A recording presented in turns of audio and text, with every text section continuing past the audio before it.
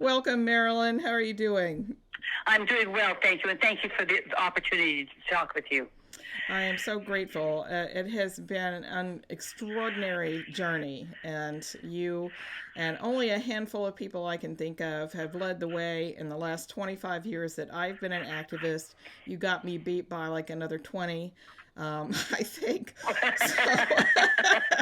So, Well, you know, when you see something wrong, or maybe I'll read this from the Dalai Lama. He said, along with love, compassion is the face of altruism. It is a feeling from deep in the heart that you cannot bear others' sufferings without acting to relieve it. And isn't that what we're doing? So you and I both react to something that we see that's unconscionable. And how can you not? How could I ever unforget those horrific images in my head? I'll never, ever. They've driven me for 44 years now, almost 45. Well, I'm going to backtrack just a second because most people, or a lot of people know who you are and know how you got started on your journey. But I do think that you've hit on right here at the beginning what I believe is really important for me personally anyway, which is how did you hang in there and how did you continue? And, Dean Edell wrote the foreword to your new book, Please Don't Cut the Baby.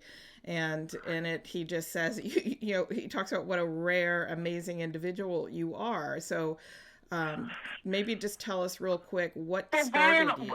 Somebody said to me, why you? I said, I heard the scream. He said, you know how many millions of people have heard that scream? And I thought, what is wrong with humans? If they could hear that scream, how could you hear it and not want to do something? That's why I read you the Dalai Lama's beautiful thing on along with love, compassion as the face of altruism. And how could I will never forget the horror of what I witnessed when I was 39 years old, 1969, and watched this baby. 79, excuse me, I think it was 79, yeah. And I watched this baby being circumcised, and I'll never forget that. That will never leave my consciousness. It was the most traumatic thing I have ever witnessed, and how could I not do something? And for me, when someone said, well, do you know how many millions of people have seen that? I thought, well, what the hell's wrong with them? How could I be the only one who reacts like that to a baby suffering? How could that be? How could so many people be inured to be able to hear the screams of a baby so in need of help and not respond? It's I've often wondered that, and I'm so amazed that it's true. Well, Dean Edell says in the foreword to your book that it's actually not that many people have seen a circumcision. And when he was trying to get the word out with you years ago, that talking to men about circumcision, it's like they were even unaware that this happened because it's in secret. He even calls it a blood ritual. Well, I think if I've done two things. One is that I witnessed something that I knew had to be stopped because we don't treat babies like that. You want a peaceful world. That's not how Carl Menninger said. What we do to children, they will do to society. And this is nothing you want to pass along in society. The fact that men can watch this or do this to babies and not recognize the horror of what they're passing along. I think that shows the depth of the pain and the trauma and, well, really the immensity of the trauma that has been inflicted on us as a culture and men in particular. Circumcision persists because, number one, personal denial. What man wants to even know what happened to him? Sure. He sees a scar on his penis and accepts it as his penis. My son said he called his, that was my what was it? My speed stripe or something like that. Something like that, my racing stripe. And I thought that's how he dealt with it. By the way, my sons were all thankful that I took on this project and have always supported that. But circumcision persists because, first of all, personal denial. What man wants to hear this? What man wants to admit it? And even look at the horror of what caused that scar on his penis. And scars vary, as you very well know, from huge or not. The man that I'm with now, been with for the last 30-something years, said to me recently, after he was with me for a few years, he began trying to stretch the tissue. And for the first time in his life, his foreskin didn't cause him pain because the cut was so tight. Now, he was in his 40s or 50s by then, so so we've got personal denial. Then we have cultural conditioning. Oh, everybody does it, so you keep on doing it. Religious indoctrination that makes you think you're supposed to. Medical deception that says it's an okay thing to do. And then, of course, there's a financial incentive that allows people to do it for money. and there you have it. How do we fight this? Well, for me, it was keep on talking. And I've talked myself out of a lot of places in the last 45 years. But I've never stopped talking. And as Dean says, I talk faster than any human being. So hopefully that's made a difference. And why do I keep on going? How do you stop? Once you know of the gravity of the situation, how do you not have the compassion? How do you ever allow suffering like that without acting to relieve it? Yeah. So what happened? I'm gonna let you tell the story of what happened to you at the Marin Hospital where you worked as a nurse after you witnessed that circumcision. Well, I witnessed circumcision, and then I began to research it because, of course, that's what you have to do. Why is this being done? I saw something horrific happen, and I wanted to know why. And then I began talking about it, and parents began listening to me because there was nobody telling people honestly what would happen to their babies behind closed doors. If I had known, I have 3 circumcised sons. Imagine the guilt, the horror, the pain that I feel, the anguish that I feel as a regret mom. And there's a lot of us, and we do regret what we did because nobody told us. Well, how dare you do that to my son? Something so gruesome and awful. You're going to do that to my baby without telling me what it is that you're going to do. When I heard it doesn't hurt, it only takes a minute, and we'll protect them throughout life. Oh, protect them throughout life. That's what. And I was married to an intact man. I don't know that I know my father and brother were circumcised, and my husband was intact. But I just really didn't pay any attention into really what the difference was. And here comes my baby back with a clamp on his umbilicus and a clamp on his penis, and I thought they were equivalent. They're not. One is a normal, natural thing to protect the baby from bleeding out through his umbilicus, and the other is a horrific human rights violation that we inflict on newborn babies. So you lost your job. Oh, yeah. I began talking about it, and finally a doctor, and it's interesting because I was a marathon runner during these years, and he used to come out and run with me a little bit. I think he kind of had a crush on me, but he was also Jewish, and it didn't take him long to stand up. And at one point, I remember because a woman who had circumcised her first baby, and she was hysterical. She said, "My baby's supposed to be circumcised today. I don't want him to be." I told my husband that was the first baby. I said, "Well, tell him he got that one. This is yours. This one's yours." And I thought was a good way to handle that situation. I guess he didn't, nor did she, but she told me all the reasons why a baby shouldn't be circumcised, and the final thing was because it hurts the baby, and I'm responsible. That, of course, that's exactly right, and it was up to you. But she could not stand up to her own husband, and I said to the doctor when he came in, this mother is distraught. She was distraught. She didn't want the first baby circumcised, and she doesn't want this one done either, but she doesn't know what to do. She doesn't know how to stand up to her husband. Can you help her? And that doctor walked back after that conversation, and he said, "I want her out of here. I want her out of here now." And I was fired. I was forced to resign. On the way out, I said, and then the woman blamed me for telling her all the things she had said to me that I had agreed with. She said, I told her this and I told her that, and how dare I have done that, and upset her so. Well, she was upset. That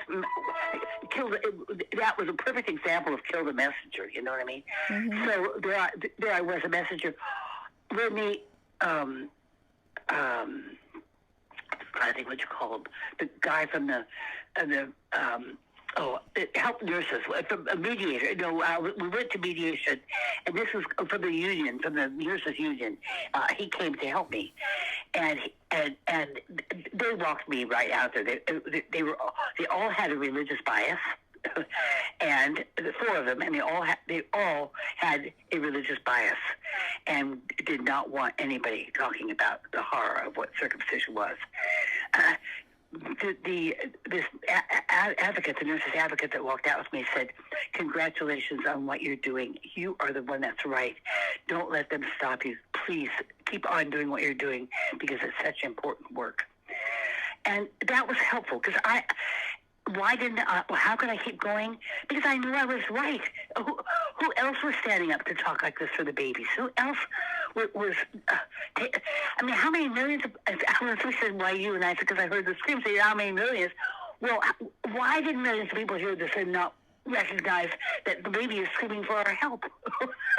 As part of his normal body is being cut off without an anesthetic when he's 1, 2, or 3 days old. I mean, it's insanity, absolute insanity. And how do you deal with that? Well, for 45 years, I've been dealing with it. And what I think I was so amazed by was the minute that I witnessed it and realized what had happened, I thought, well, when I tell parents, they'll know and they won't do it. That'll be the end of it, because there's no reason. We're the only country in the world that does it without religious reasons. We do it for BS medical reasons, and made up medical deception and excuses. It's still, you think somebody else would have. Or when I began to stand up, now there were a few people, my friend Sheila Curran, when I started in NOCIRC, she was there, a nurse that I'd worked with, and she agreed. And I heard this later, many years later. It's not the first person in a movement, not the initiator in any movement that is the important person. It's the first person who agrees. Because once you have one follower, then others are willing to follow the follower. That person is the most. So Sheila Curran is the most important person here.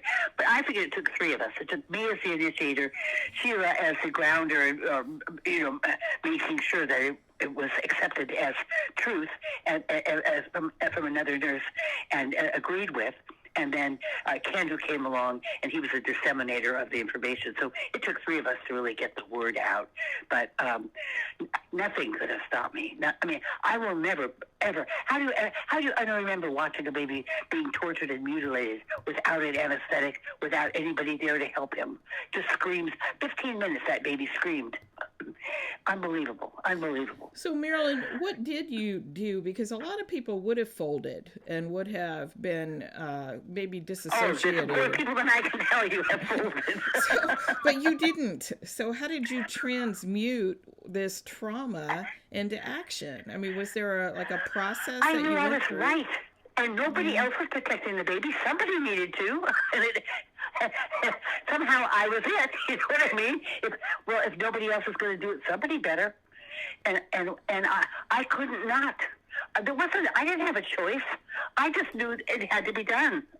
And there was no way I would give up, no matter what they said about me, because I knew I was right. I was protecting the right of a baby to his own body until he was able to make that personal choice for himself. Was it about circumcision? Was I anti-Semitic? No. I was pro-baby, and I felt that babies need to be treated with love and affection at the beginning of their life, and they can make those decisions for their own bodies when they're old enough to do that. So when you first started out, you thought, like I thought, it was a matter of education. And then Tell her Everybody will get it. Yeah. Did that happen? Did that happen for you, Marilyn? Oh, Lordy, how naive we were. Yes, well, again, there's a financial incentive, there's personal denial, cultural conditioning, religious indoctrination, medical deception, and financial incentive. There it is. Those are the reasons that circumcision persists, and it has from the beginning for those reasons. Well, unless you believe that it was your God. I'm wondering whether it was Allah or what Allah and Yahweh have to say about this. Yeah.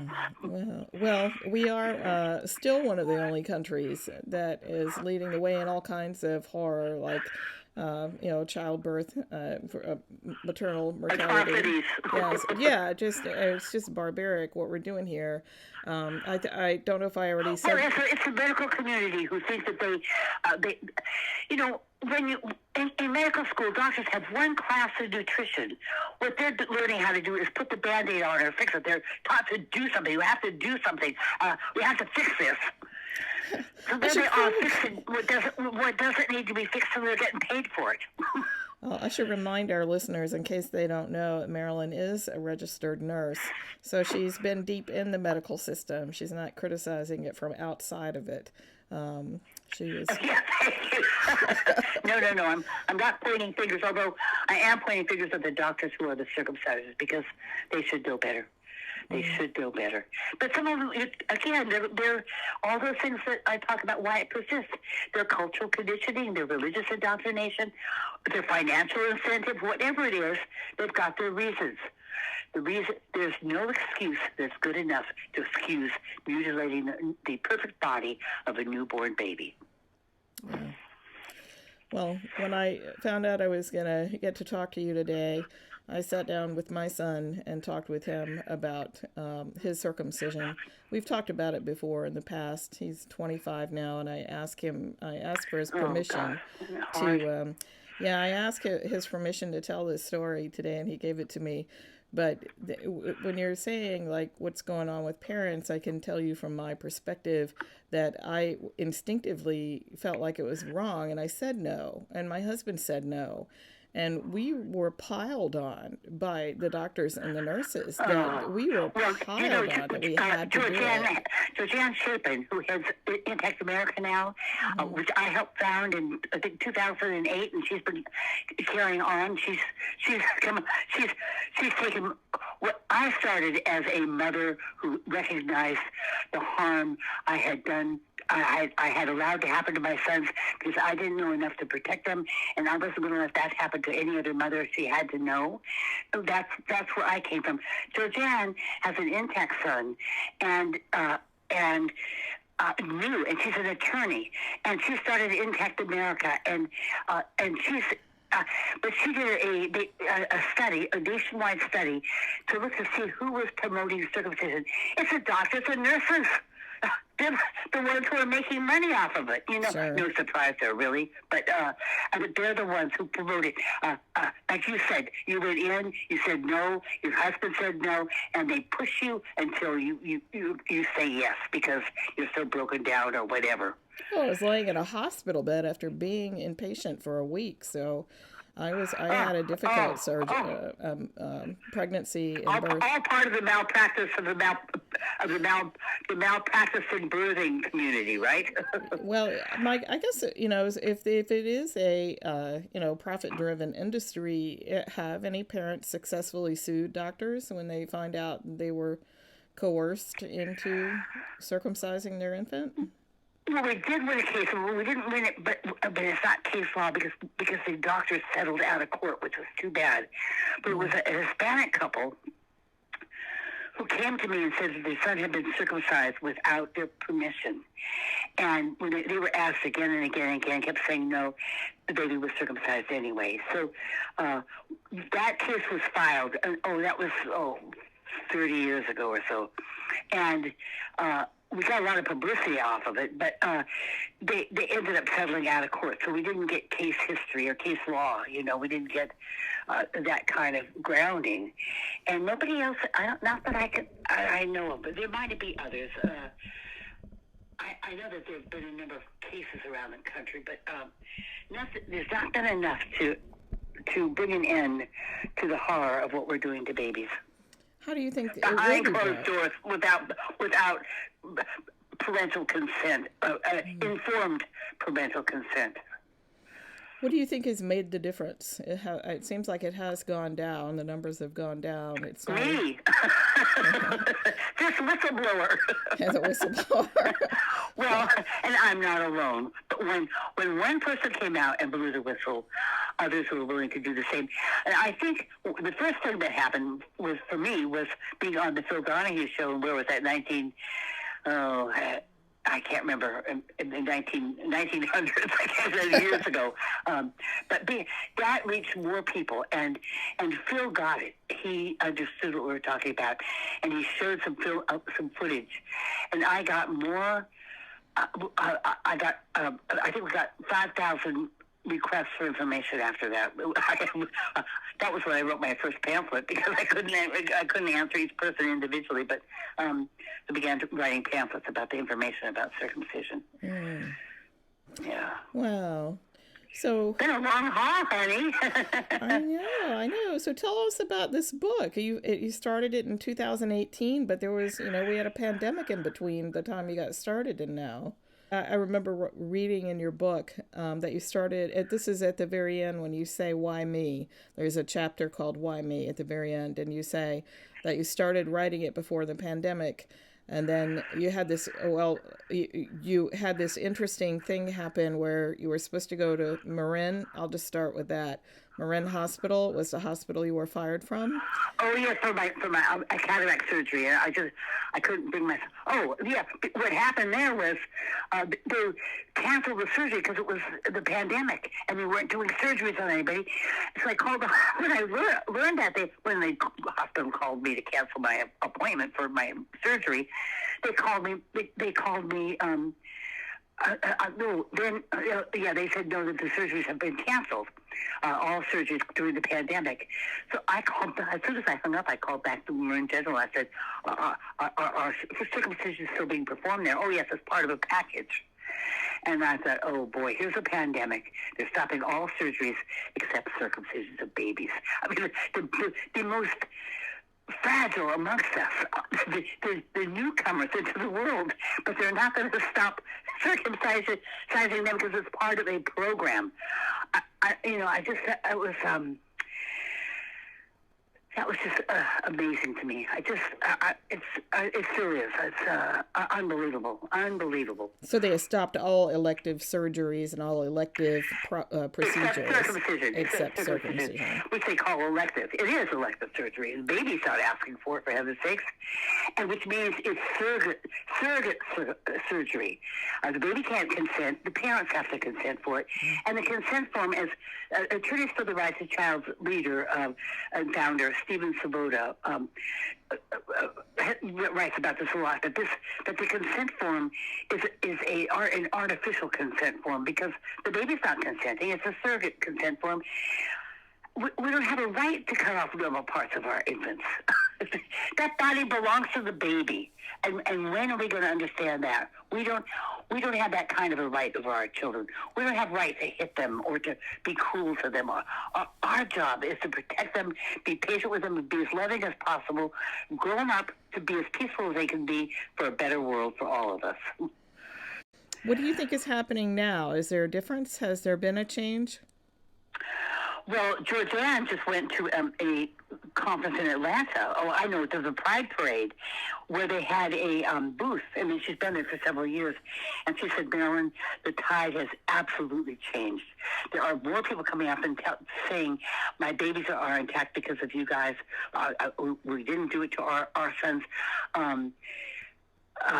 And there's more, and those who haven't heard about it before are getting it right off the bat. When we just say this is the right of the child, we're not against circumcision. If you decide it for yourself, I'll tell you how stupid you are. You're cutting off the most sensitive part, the most important part of your body. It's what allows you to ride a wave to an orgasm, the same as women ride the wave to orgasm. Without it, men have premature ejaculation and unsuccessful sex lives, and they keep looking for from one world. There was a study that was done about men and their sexual behavior, and they said circumcised men have more varied experiences, and they have more experiences with more women. Yeah, they're looking for what got stolen from them. They keep trying to find what nature gave them, their gift to a normal sex life, and it was taken away.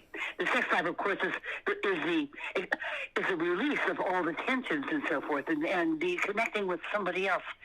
And when you don't have that, or when it's compromised because somebody chopped off the most sensitive part of your body, well, what are you looking for then? Wow. Well, what would you like for people to know about the book? I wanted to make sure that everyone knew your memoir is out. It's an incredible story that you present there. Well, I hope people understand that, as many just said, what we do to children, they will do to society. Our job is to protect them and defend them so they can make these personal choices for themselves. They are precious beings, and any kind of trauma or pain that's inflicted on them affects their brain. The brain development of a baby who's been circumcised is different than the brain development of a baby who's been left intact. Something happens to the brain, and even the size of the brain is disturbed in terms of growth. And this has all been studied. So we know the harm. And just look at this is my rifle, this is my gun. I mean, these are the kinds of things that men looking to find a way to prove their manhood or be the thing that they don't feel that they are. Why? Because somebody cut off their manhood when they were too little to consent, resist, or escape. It's our job to make sure that we can protect them. Well, thank you so much, Marilyn, for all your years and your decades of dedication. And I will remind everybody the foreword to the book and some other excerpts can be found at kindredmedia.org. Thank you, sweetheart, for your willingness to address this it's a very painful. I mean, I have 3 circumcised sons, so I'm a regret mother, and there's lots of regret mothers and regret fathers too. Hopefully we can bring around a next generation that doesn't feel regret for what we've needlessly done to our babies. Yep, I'm here with you on that one. I'm a regret mother too, and my husband's a regret father. But we really did. We both said no. We really said it clearly. So and then the pile-on was really intense, and we really felt like, okay, we're going to be abusing our child if we don't do this. Because of the pressure. And the horror about that is that our generation was raised with that kind of pressure, with a doctor knows best, parents know best, and you have to obey. So when that pressure comes on, we're not really prepared to fight it. Maybe our generation, in learning how to regret it and then teach our kids, will find that the next generation is better at protecting themselves and their babies. That's right. We're still doing it. That's my hope, darling. Yeah. And thank you for taking time to do that in your life as well. Oh, thank you so much, Marilyn. I'll talk to you soon. You're welcome, Lisa. Thanks, honey. Bye-bye.